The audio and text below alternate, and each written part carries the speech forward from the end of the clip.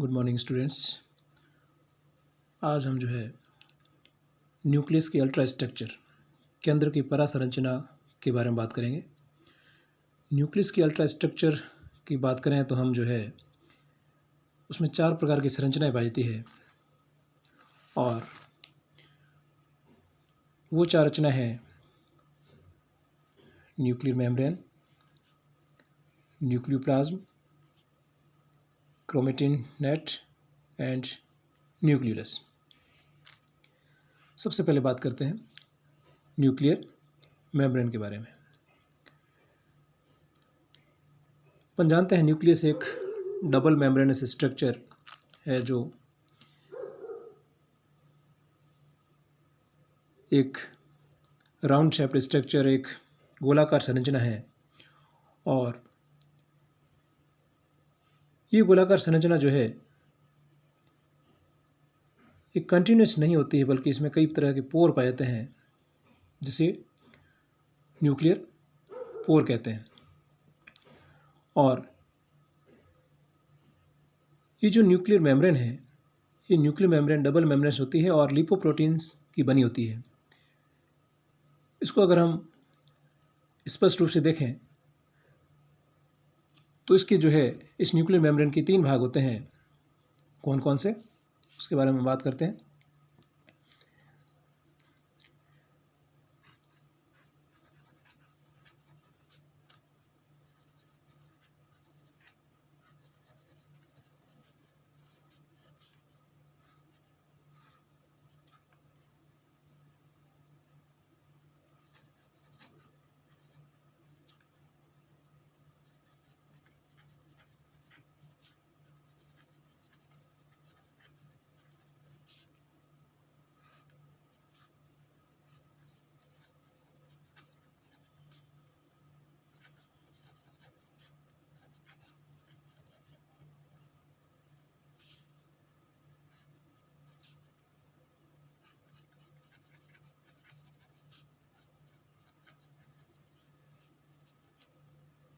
ये 3 भाग है न्यूक्लियर मेम्ब्रेन के: outer and inner membrane, perinuclear space and nuclear pore. ये हमारे सामने इस न्यूक्लियस का डायग्राम है और ये एक डबल मेम्ब्रेन स्ट्रक्चर, ये आउटर मेम्ब्रेन और ये इनर मेम्ब्रेन, और इन दोनों के बीच में एक स्पेस पाया जाता है, वो पेरीन्यूक्लियर स्पेस कहलाता है। ये जो आउटर मेम्ब्रेन है ये 70 to 80 एंगस्ट्रॉम और इनर मेम्ब्रेन भी जो है 70 to 80 एंगस्ट्रॉम की होती है। इसकी थिकनेस होती है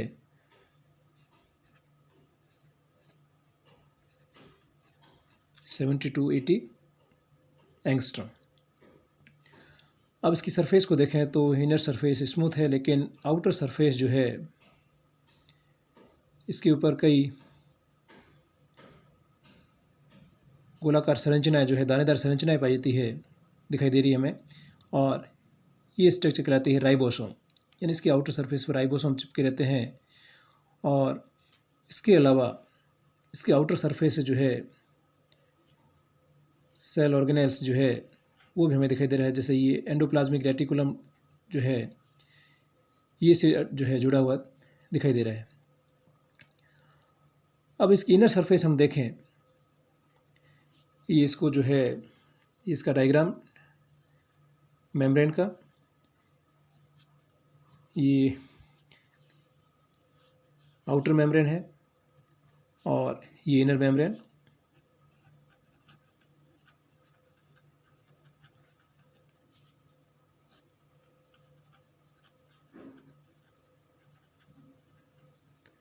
आउटर मेम्ब्रेन, इनर मेम्ब्रेन, और इसके ऊपर बाहर की सरफेस पर जो है राइबोसोम लगे हुए हैं। और अब जो है हम इसकी इनर सरफेस देखें न्यूक्लियस की, तो इस पर जो है कई प्रकार के फाइब्रस लेमिना पाए जाते हैं और ये लेमिना कहलाते हैं न्यूक्लियर कॉर्टेक्स। ये है न्यूक्लियर कॉर्टेक्स। और ये जो फाइब्रस लेमिना है वो न्यूक्लियर मेम्ब्रेन को मैकेनिकल सपोर्ट प्रोवाइड कराते हैं। न्यूक्लियर जो है मेम्ब्रेन को मैकेनिकल सपोर्ट प्रोवाइड कराते हैं। तो ये जो है मेम्ब्रेन होगी। उसके बाद पेरीन्यूक्लियर स्पेस की बात करते हैं। ये पेरीन्यूक्लियर स्पेस है, आउटर और इनर मेम्ब्रेन के बीच में जो है पेरीन्यूक्लियर स्पेस कहलाता है। इसमें एक फ्लूइड भरा रहता है और इस फ्लूइड का जो केमिकल नेचर होता है, जो केमिकल कंपोजिशन होता है, वो एंडोप्लाज्मिक रेटिकुलम की जो सिस्टर्नी होती है उसमें पाए जाने वाले फ्लूइड के समान होता है। तो इस तरह का बीच में ये स्पेस पाया जाता है और ये स्पेस जो है दोनों मेम्ब्रेन को एक दूसरे से सेपरेट रखता है। उसके बाद हम बात करते हैं न्यूक्लियर पोर की। न्यूक्लियर पोर जो है अपन जानते हैं कि एक पोरस स्ट्रक्चर है और डबल मेम्ब्रेन के बीच में एक पोर की तरह संरचना पाई जाती है। ये मेम्ब्रेन और बीच में ये पोर जो है न्यूक्लियर पोर कहलाता है। न्यूक्लियर पोर जो है वो एक कंटिन्यूस पोरस स्ट्रक्चर नहीं होती है, यानी पूर्ण तरह से जो है रिक्त स्थान नहीं होता है, वरना इसमें से जो है एक प्रोटीन से बनी हुई विशेष प्रकार की संरचना पाई जाती है। एक डायफ्राम पाया जाता है और उस डायफ्राम को हम कहते हैं एन्यूलस। ये एक एन्यूलस है, एन्यूलस। ये बीच में संरचना पाई जाती है एन्यूलस, एक डायफ्राम लाइक स्ट्रक्चर होती है और इस तरह से जो है ये पोर और ये डायफ्राम ये जो मिल करके ये पोर और ये डायफ्राम या एन्यूलस मिल करके और पोर कॉम्प्लेक्स बनाते हैं। तो न्यूक्लियर पोर एंड ये दोनों मिल करके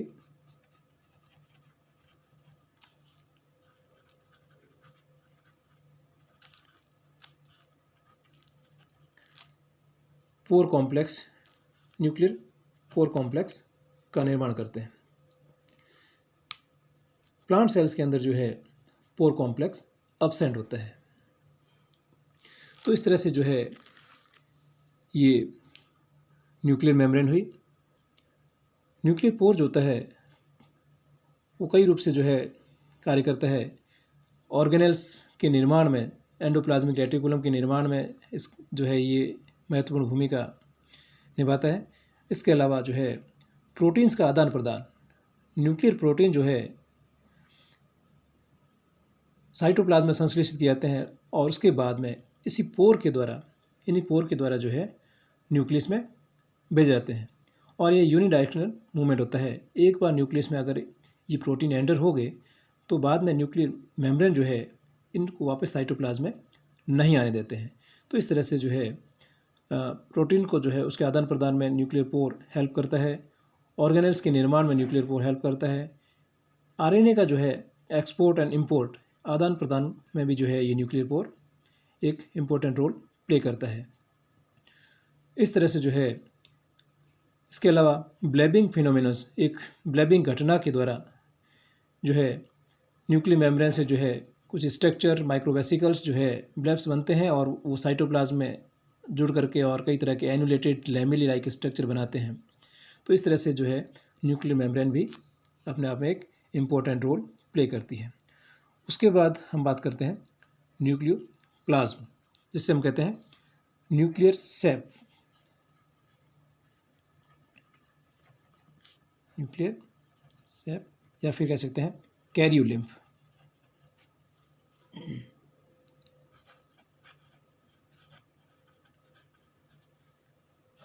कैरियोलिम्फ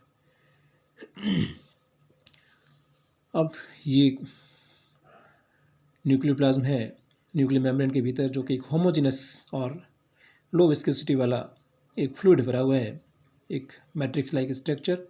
और इसके अंदर हमें एक क्रोमेटिन नेटवर्क दिखाई दे रहा है और ये न्यूक्लियस आदि पाया जाता है और कुछ मात्रा डीएनए, आरएनए वगैरह पाया जाता है। अब इसको जो है केमिकल एनालिसिस हम इसका करें तो हम इस तरह से इसमें क्या क्या देखते हैं। न्यूक्लियोप्लाज्म के अंदर पाया जाता है केमिकल एनालिसिस में protein.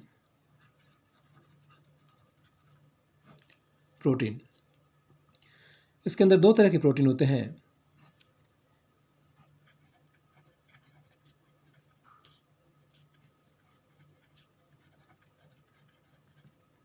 Histone protein and non histone protein.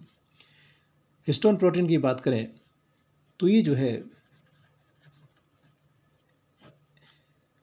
Alkaline nature के होते हैं, और एल्कलाइन जो एमिनो एसिड्स होते हैं, एल्कलाइन नेचर के एमिनो एसिड्स होते हैं उनसे बने होते हैं। और नॉन हिस्टोन जो प्रोटीन जो है वो एसिडिक नेचर के होते हैं। अब एल्कलाइन नेचर के कौन कौन से, इसके अंदर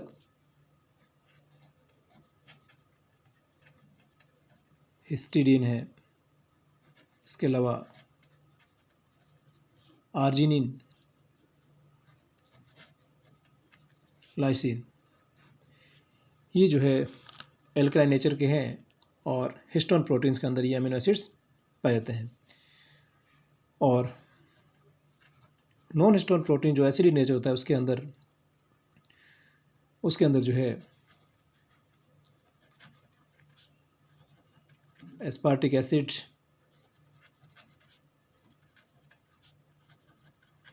ग्लूटामिक एसिड, ये अमीनो एसिड ज़्यादा मात्रा में पाए जाते हैं जो कि एसिडिक नेचर के होते हैं। इस कारण जो है हिस्टोन प्रोटीन जो है एल्कलाइन नेचर का और non histone proteins acidic nature का होता है। प्रोटीन के अलावा न्यूक्लियोप्लाज्म में जो है nucleic acid, DNA and RNA, ये न्यूक्लिक एसिड पाया जाता है और ये जो है जेनेटिक से, आनुवंशिकता से संबंधित महत्वपूर्ण भूमिका निभाते हैं। उसके बाद इसके अंदर लिपिड्स जो है 3 to 10% होते हैं, और ये लिपिड जो है लिपोप्रोटीन्स,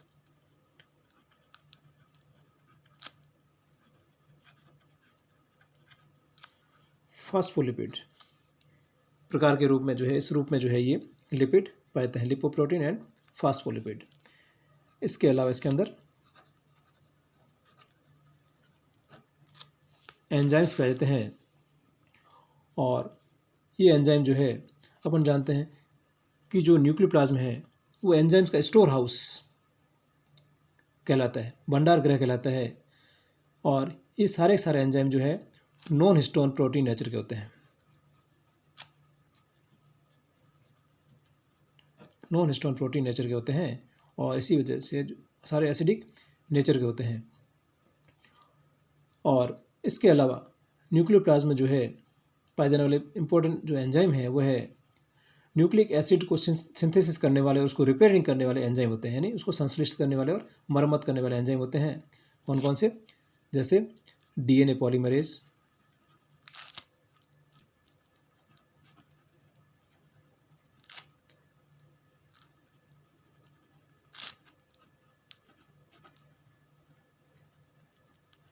आरएनए पॉलीमरेज,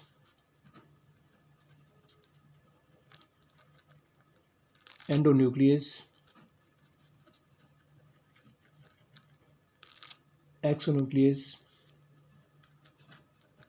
लाइगेज, ये सारे एंजाइम जो है नॉन हिस्टोन प्रोटीन नेचर के होते हैं और न्यूक्लियोप्लाज्म के अंदर पाए जाते हैं। इसके अलावा इसके अंदर कुछ कोएंजाइम्स पाए जाते हैं न्यूक्लियोप्लाज्म के अंदर,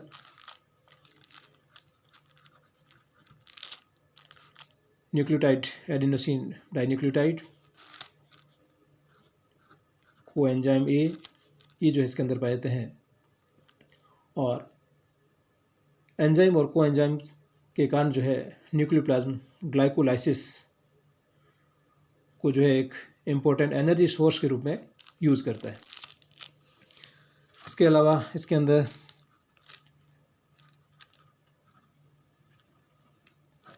मिनरल्स पाए जाते हैं, और उस मिनरल्स में जो है इम्पोर्टेंट मिनरल जो है इस तरह से सोडियम, पोटेशियम,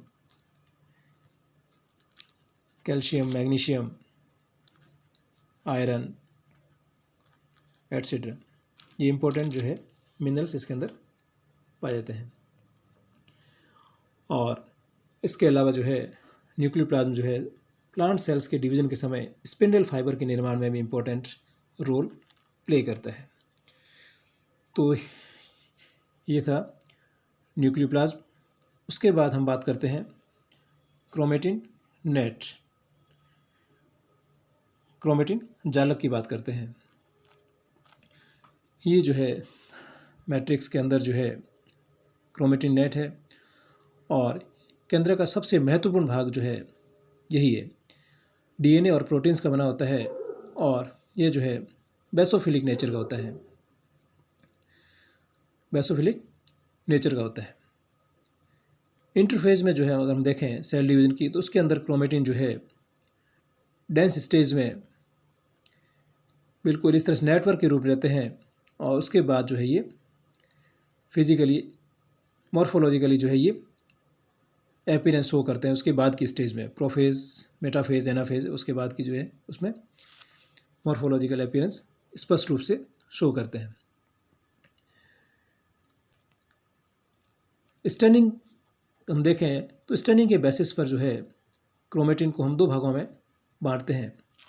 इंटरफेज कंडीशन में क्रोमेटिन जो है दो तरह का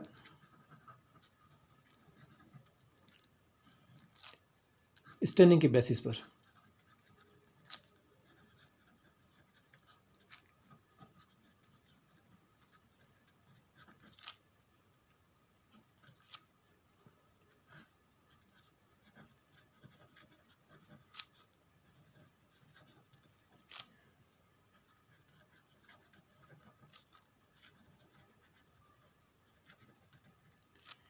यूक्रोमेटिन एंड हेट्रोक्रोमेटिन।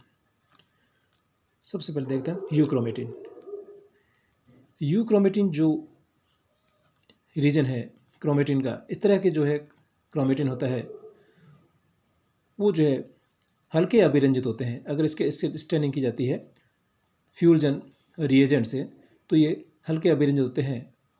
और यूक्रोमेटिन क्षेत्र में जो है, इस क्षेत्र में जो क्रोमेटिन होता है उसकी कॉइलिंग कम होती है, डेंस ज़्यादा होते हैं, लेकिन ये जो है मेटाबॉलिकली जो है बहुत ही एक्टिव रहते हैं। और ये जो है मेटाबॉलिक एक्टिव रहते हैं और जेनेटिकली एक्टिव रहते हैं। तो जो है ये इसकी विशेषता क्या है, लेस स्टैन, लेस कॉइल और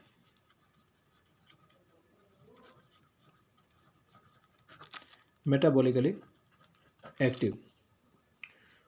उसके बाद हेट्रोक्रोमेटिन की बात करें, हेट्रोक्रोमेटिन एरिया जो है ये गहरा अभिरंजित होता है, डार्क स्टैन रहता है। अगर फ्यूजन स्टैन से रिएजेंट से अगर स्टैन करते हैं और इसमें अंदर जो है कॉइलिंग जो है ज़्यादा होती है, हाई कॉइलिंग। लेकिन हेट्रोक्रोमेटिन जो है मेटाबॉलिकली इनर्ट होता है।